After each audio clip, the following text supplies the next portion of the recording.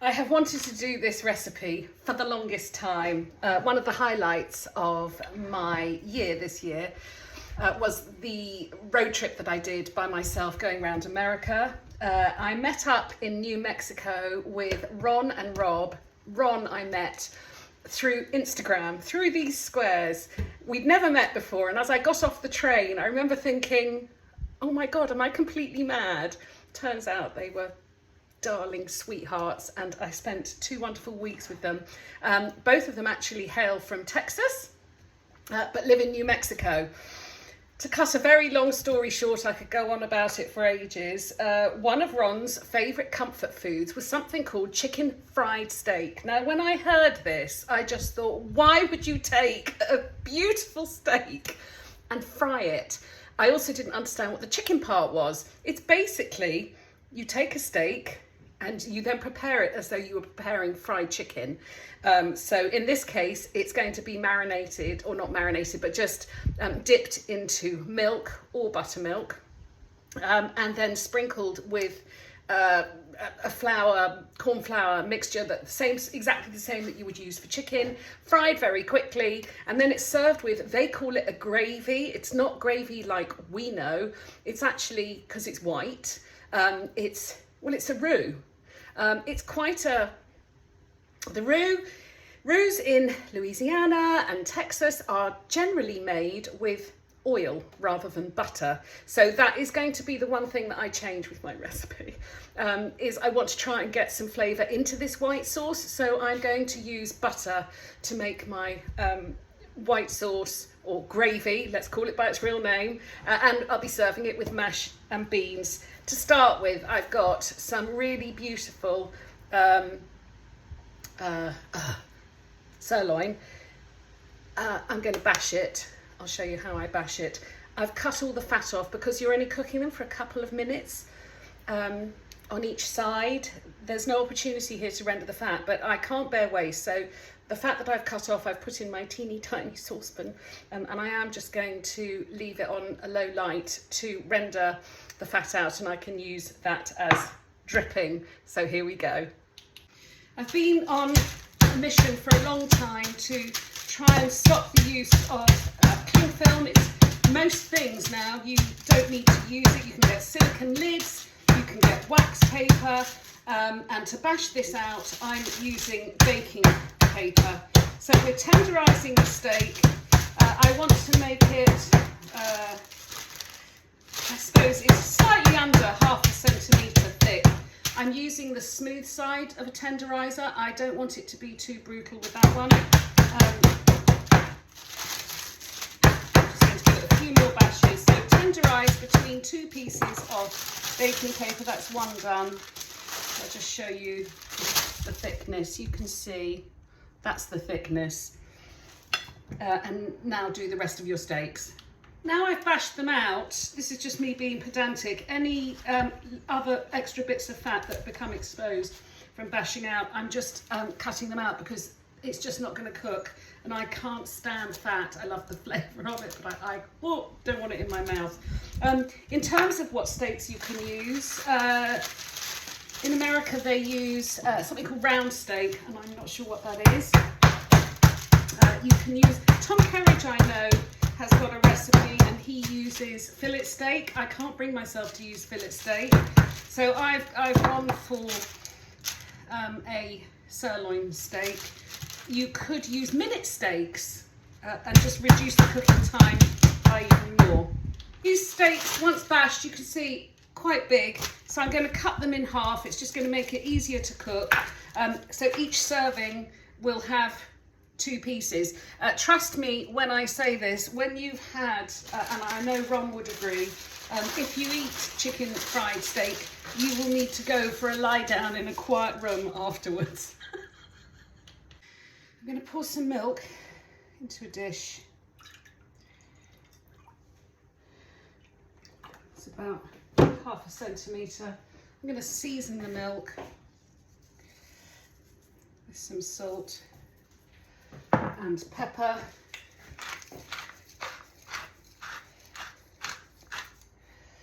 There we go. And I'm going to just slip the steaks in there, and they can sit in there.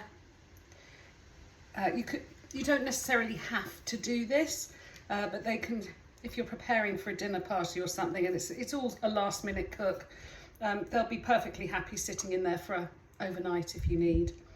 I'm just going to cover that up and put it in the fridge. I will share the recipe for this. It is actually already on my website for southern fried chicken, but I always have a bag of my pre-made coating that I use for southern fried chicken. It smells lovely, and stuff that's in there, for example, is onion powder, garlic powder, paprika. There's some thyme in there. Oh, I'm going to sneeze. I shouldn't have sniffed that. And I use a mix of flour and corn flour, or tapioca, if you've got that. Makes it super light and super crisp. Just thought I'd share a top tip for removing herbs when they're on a stick, is using a grater, put the herb through, pull from the other side over a plate, and the leaves will be, stripped. So I'm putting it through the hole, I'm turning it round, and I'm pulling it through. There we go. Great, apart from just one bit there. The leaves have been stripped.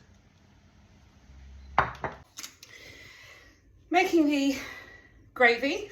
I struggle every time I say the word gravy because it's just not a gravy to us, but I'm sticking to the American word. So I'm melting the butter. I'm using a heaped tablespoon of flour. That's going to go in, and we want that to be nice and bubbly. At this point, actually, I'm also going to put in just a little bit of paprika. I also really like Tom Kerridge's idea. I don't know how this is going to work because I've never done this one, but Tom Kerridge suggests, because this sauce, the American version, is a little bit lacking in flavour, is I'm crumbling in a chicken stock cube, so that can just cook with the flour and the butter. There we go, and it's brown and bubbling. I've got my 250 ml of milk. Now this will make, well, 250 ml of sauce. I'm going to start adding it slowly. This will, I'm also going to put in actually the thyme leaves.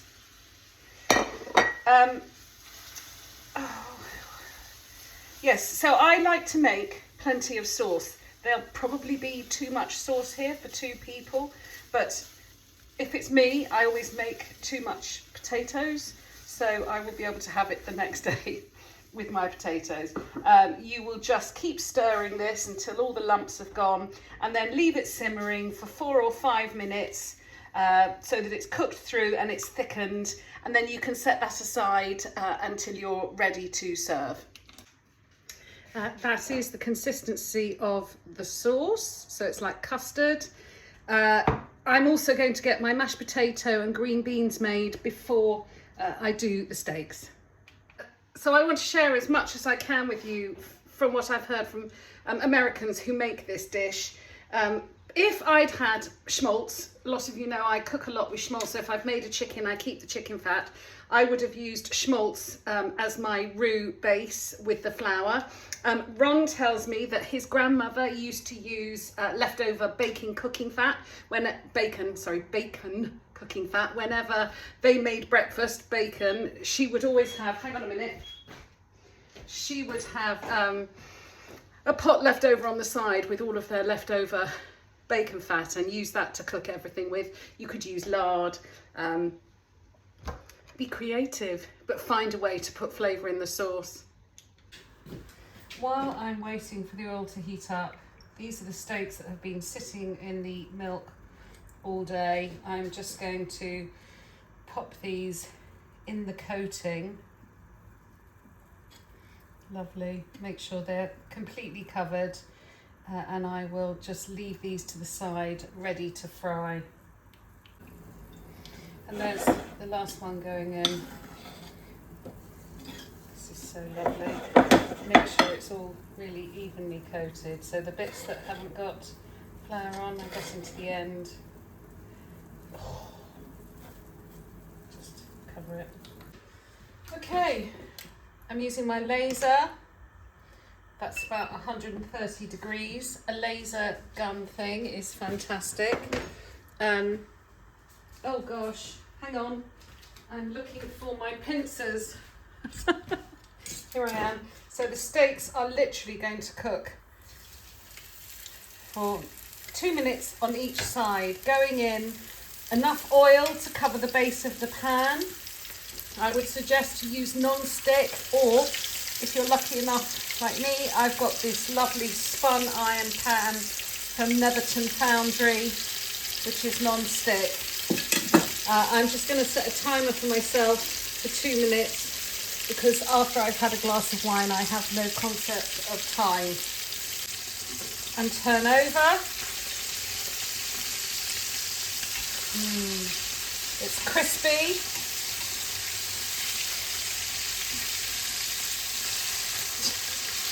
I'm so excited to make chicken fried steak. Setting it for another 2 minutes. Oh, I'll turn it off. Turning it off. So quirky little things that are just me. I'm not a huge fan of fried food, so as well as draining them out of the pan on paper, I am also, I'm going to put paper on the top to absorb some of the cooking fat. It's not going to detract, it'll still be lovely. I just don't want it to be too yucky. I'm also going to, I've got some finishing salt, Maldon sea salt, only a little bit, because the sauce that I've made using the stock cube, it's really important to taste everything. So I put the stock cube in at the last minute because I read a Tom Kerridge recipe where he adds a stock cube, and actually it makes it really salty, I guess, unless you use a low sodium stock cube. But I'm allowing for the fact that my sauce is quite salty, but I know that this fried steak, I might just flip it over. Ooh. Oh, look at that, it's gorgeous. I might flip it over and give it one last extra dab. Oops, sorry. That wasn't meant to happen. And a little bit more sugar. It's not sugar either. I can't re-record this either because this is a one-off. So that was salt. I'm now going to plate it up. So now I'm plating it up. We've got 2 pieces of steak on there. Mashed potatoes. Taters. This one's for Nick, so we're going to put extra taters on. In Texas, Louisiana, I'm trying to think of the other southern states, they would use green beans, but we have at the moment some beautiful runner beans that are seasonal. So it is simply beans, potatoes, chicken fried steak, and then we're going to finish it off with some of this, what they call the white gravy, and this goes all over everything. This naughty, calorific yumminess. Maybe finish it with a big grate of pepper, and there we go. Chicken fried steak. So this is very much the taste test, because I've actually cooked something. I don't normally cook things that I don't like, but as I've prepared this, I'm thinking this is going to be something I'm going to love.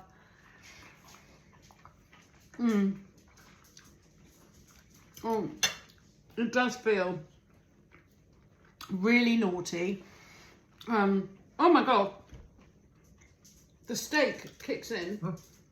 Oh, so this recipe I've given is for 2 people, but actually I really think I've only given myself half of a bashed out sirloin. This could feed 4 people.